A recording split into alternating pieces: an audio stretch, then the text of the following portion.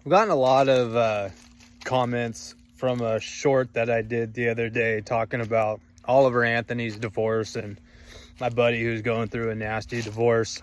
And, a lot of them are sad. A lot of guys agree with me. A lot of guys have been through, the same thing. We split up and she cleaned me out. She took everything.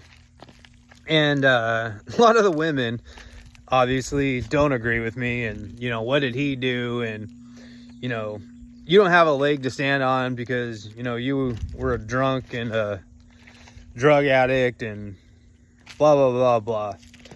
And reading all these comments and commenting back, it just makes me feel more and more fortunate for who I did marry. My wife had stuck through like some of the hardest stuff and took our wedding vows serious, through sickness and health, and richer and through poor.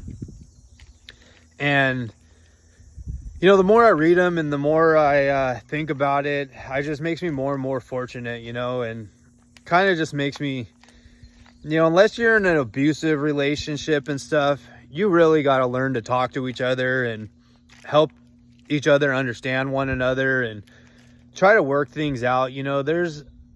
Obviously there's some unreconcilable differences, cheating is not good, but, they're going, they got a drinking problem, help them get help.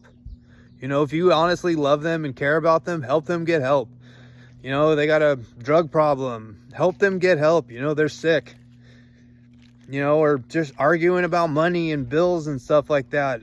That's been one of my wife's and I's biggest arguments, is just finances. And it happens. People struggle. You can get through it. It's only money.